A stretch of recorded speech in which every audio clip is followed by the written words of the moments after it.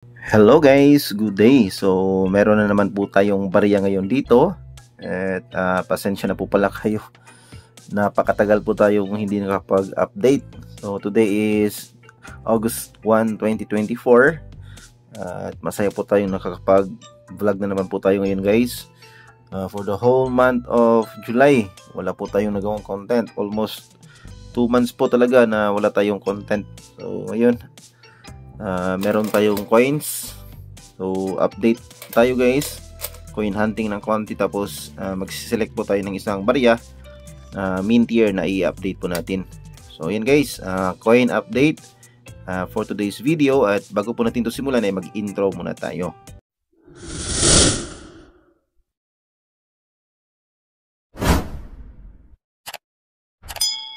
Ayan, hello po sa inyo lahat. Good day, magandang araw, mayong adlaw sa inyong tanan, at welcome back po sa aking channel. Kumusta po kayong lahat? Sana po ay nasa mabuti kayong kalagayan. So, pasensya na po talaga kayo guys sa mga subscribers po natin. Medyo matagal po tayong hindi nakapag-upload. Medyo na busy lang po talaga. Hindi po tayo nakapag-find time na makapag-update sa ating channel sa YouTube. So at least meron po tayong update ngayon. Coin hunting po tayo. So meron tayo dito 2019 1 peso. Ito po ay lower mint mark. Ito po ay common coin. Meron pa tayo dito 2019 upper mint mark naman. Ito pa rin po ay common variation. So I guess dito sa 2019 lahat po ng variants ay common lamang po. Yan. Meron tayo dito year 2014. Ito po ay reverse 1. Ito po yung reverse 2. Ito po ay common variation lamang. Yan. Naglag pa. Meron naman tayo dito guys. Ito ay reverse 3. Common reverse 3 2013. Ito po ay common mint year lamang. Ayan. So next, reverse 3 pa rin, year 2013 pa rin. So pasensya na po guys, at medyo natagalan po tayong hindi nakapag-upload. Dito meron tayo 2015. Ito ay reverse 3. Yan. So hinhanap po natin dito yung mahirap pong mahanap na variant. Yun po ay yung reverse 2. So itong reverse 3 ay common variation lamang.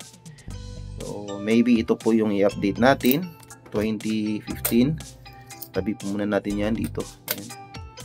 So meron tayo dito reverse 2 year 2015 1 peso. Ito po ay common.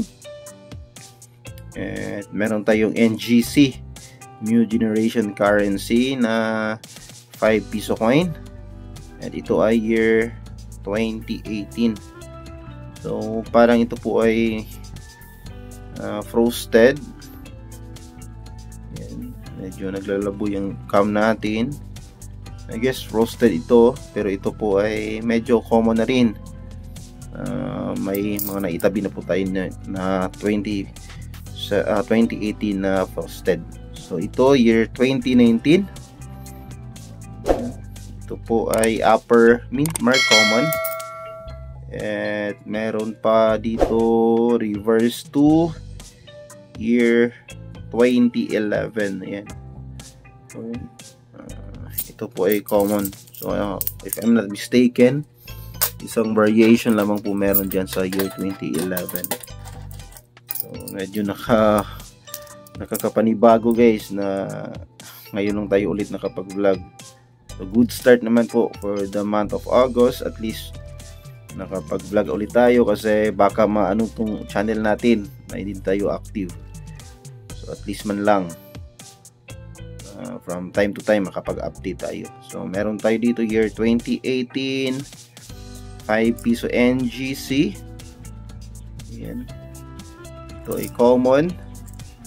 Next, year 2019. Ito po ay yung regular na 2019, kasi ito po ay merong reverse frosted. So ito po ay common lamang. Yan guys. At meron dito tayo year 2012, 10 piso BSP series, one of the candidates din po ito for updating. At meron tayo dito year 2018, yan, 5 piso NGC common, another NGC year 2019 naman. Dito po ay common din po, hindi po ito yung reverse frosted. So ayan. Next, meron tayo dito 25 centavo year 2018, yan.